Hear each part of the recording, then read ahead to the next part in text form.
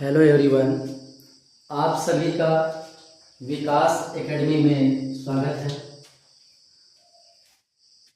कल हम लोगों ने पढ़ा था केमिस्ट्री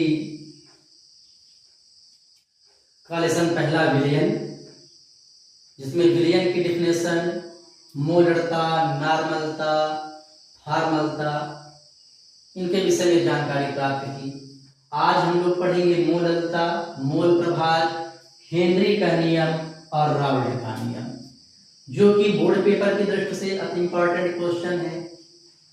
ये दोनों नियमों में से एक नियम आपका हर बार बोर्ड पेपर में पूछा गया है, हेनरी और राउल्ट के नियम, और इन पर बेस न्यूमेरिकल भी पूछे गए हैं। इनको समझेंगे और लेसन के अंत में हम इस लेसन के न्यूमेरिकल भी देखेंगे। इसलिए चैनल को सब्सक्राइब जरूर कर लें और लोगों को शेयर करें अधिक से अधिक मात्रा में, जिससे कि बाकी बच्चे भी वीडियो के माध्यम से पढ़ सके और समझ सके, उनकी भी अच्छी से तैयारी हो सके। तो बिना समय गवाए हम चलते हैं अपने पॉइंट पे। बात करते हैं सबसे पहले टॉपिक मोललता की। मोललता जो कल हमने पढ़ा था, मोलरता उससे संबंध रखता है, मिलता जुलता है। यहाँ पे मोललता इस फार्मूले के हिसाब से बता देंगे और आपको समझ में आ जाएगा। ठीक है, क्या कहेंगे इसकी डिफिनेशन कि किसी विलयन में 1 किलोग्राम विलायक में, कोई विलयन है और उसमें 1 किलोग्राम विलायक है और जिसमें विलीन विलेय के मोलों की संख्या को विलयन की मोललता कहते हैं। सिंपल सा, किसी विलयन में 1 किलोग्राम विलायक में विलीन विलेय के मोलों की संख्या को विलयन की मोललता कहते हैं। मोललता बराबर फार्मूला आपका क्या होता है, विलेय के मोलों की संख्या बटे विलायक का द्रव्यमान काहे में, किलोग्राम में। ठीक है, तो बिल्कुल सिंपल सा है कि किसी विलयन में 1 किलोग्राम विलायक में विलीन विलेय के मोलों की संख्या को विलयन की मोललता कहते हैं। मोललता बराबर विलेय के मोलों की संख्या बटे विलायक का द्रव्यमान किलोग्राम में। अगली डिफिनेशन में चलते, मोल प्रभाज। मोल प्रभाज क्या, ये सभी आपके विलयन से संबंध रखते हैं, कहीं दूसरी जगह से नहीं, सभी में विलयन आता है। जैसे मोल प्रभाज की बात करें तो इसकी डिफिनेशन क्या हो जाएगी कि किसी विलयन में उपस्थित अवयवों के मोलों की संख्या और विलयन में उपस्थित कुल मोलों की संख्या के अनुपात को उस अवयव का मोल प्रभाज या मोल अंश कहते हैं। जैसे मान लीजिए थोड़ी देर के लिए कोई आपका एक विलयन है इसमें, और इसमें जो अवयव आपके 4 कोई ले लिए गए, A, B, C, D। ठीक है, इन अवयवों के मोलों की संख्या मान लेते हैं N1 है, N2 है, इसकी N3 है और इसका N4। A का मान लिया मोलों की संख्या N1, B की N2 और D का N3 और C का N4। उल्टा हो गया, तो C का N3 मान लेते हैं और D का N4 क्रम से चलते हैं। ठीक है, अब यहाँ पे जिस अवयव का मोल प्रभाज पूछेंगे, अगर A का मोल प्रभाज पूछा, A का अगर मोल प्रभाज पूछा गया तो जिसका मोल प्रभाज पूछते हैं उसके मोलों की संख्या ऊपर हो जाएगी और बाकी शेष सभी के मोलों की संख्या का योग हो जाता है, यानी कुल। वही बात कि जिस अवयव का हमें मोल प्रभाज ज्ञात करना, उसके मोलों की संख्या और विलयन के सभी घटकों के या अवयव के मोलों की कुल संख्या के अनुपात को मोल प्रभाज कहते हैं। ठीक है, सिंपल सा, लास्ट टाइम फिर से समझते हैं कि किसी विलयन में उपस्थित अवयव के मोलों की संख्या उस विलयन के कुल मोलों की संख्या के अनुपात को उस अवयव का मोल प्रभाज कहते हैं। आगे देखते हैं, जैसे यहाँ पे आ जाए, विलेय में से 2 चीजें मोस्ट होती हैं, विलेय और विलायक। अगर किसी ने पूछ लिया कि विलेय का मोल प्रभाज, तो क्या इसका सूत्र होगा, विलेय का मोल प्रभाज बराबर small n upon small n plus capital N। Small n क्या होता है, विलेय के मोलों की संख्या, और कैपिटल N क्या है, विलायक के मोलों की संख्या।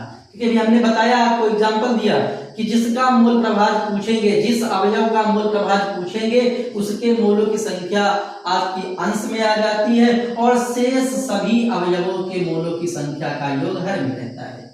ठीक है, लास्ट टाइम सुनते फिर अगले में चलते हैं। मोल प्रभाज की डेफिनेशन क्या बताई गई कि किसी विलयन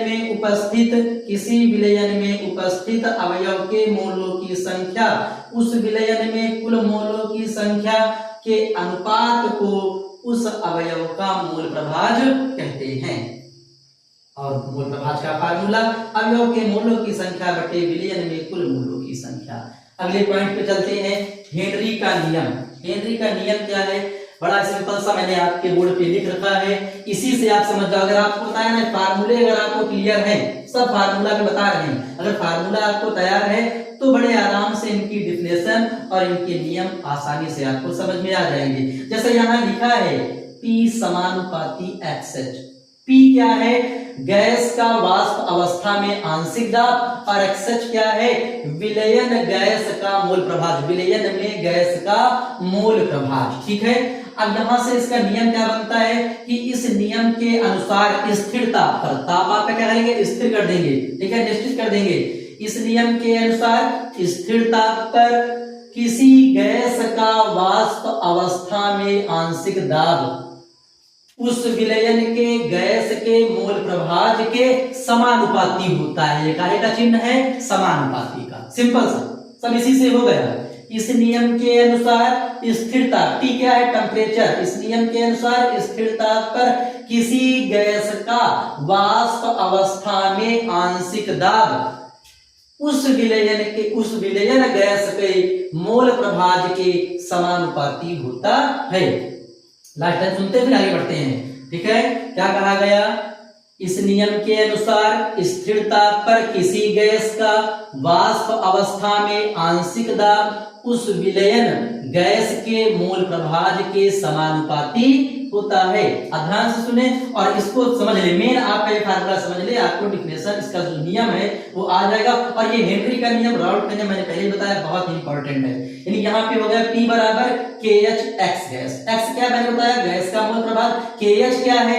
जहां KH आपका हेनरी स्थिरांक है। ठीक है, अगले पॉइंट पे आते हैं, राउल्ट का नियम।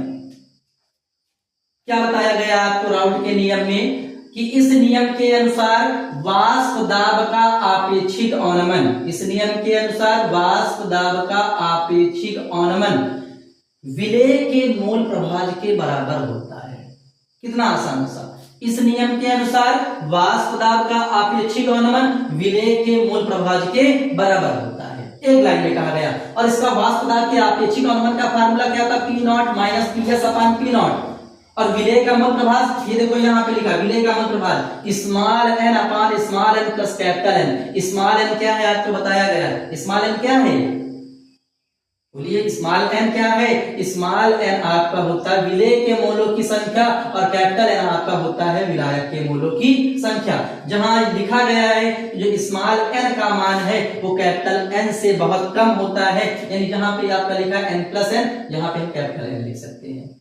ये मोलों की संख्या, और मोलों की संख्या का फार्मूला क्या होता है? भार बटे अणुभार। तो विलेय के मोलों की संख्या के लिए small w upon small m, और विलायक के लिए क्या हो जाएगा? Capital W upon capital M। बटे का बटा तो भिन्न हमने पलट के लिख दिया। ये आपका फार्मूला आ गया किसके लिए? राउल्ट के नियम के लिए। एक बार और सुनते हैं, आखिरी बार क्या बताया गया कि इस नियम के अनुसार वाष्प दाब का आपेक्षिक अवनमन विलेय के मोल प्रभाज के बराबर होता है। फार्मूला आपका P0 minus PS upon P0 is equal to small m upon small n plus capital N। Okay, एक बार चारों डिफिनेशन हम फिर से एक बार बता देते हैं, दो की डिफिनेशन और फिर आपके नियम। ठीक है, सबसे पहले हम बात करते हैं मोललता की। मोललता में क्या बताया गया कि किसी विलयन के 1 किलोग्राम विलायक में विलीन विलेय के मोलों की संख्या को विलयन की मोललता कहते हैं। मोल प्रभाज में क्या बताया गया कि किसी विलयन में उपस्थित अवयवों के मोलों की संख्या उस विलयन में कुल मोलों की संख्या के अनुपात को उस अवयव का मोल प्रभाज कहते हैं। हेनरी के नियम में क्या बताया गया? इस नियम के अनुसार स्थिर ताप पर किसी गैस का वाष्प अवस्था में आंशिक दाब उस विलयन गैस के मोल प्रभाज के समानुपाती होता है। लास्ट आपका राउल्ट का नियम, सिंपल सा। इस नियम के अनुसार किसी वाष्प दाब का आपेक्षिक अवनमन विलेय के मोल प्रभाज के बराबर होता है। तो इन चारों को बड़े ध्यान से समझे और सुने, आपको बड़े आसानी से तैयार हो जाएगा। और विशेष करके इनके फार्मूलों को जरूर तैयार करें, जिससे कि जब इन पर न्यूमेरिकल कराएं तो आपको आसानी से आ जाए। Thank you for watching.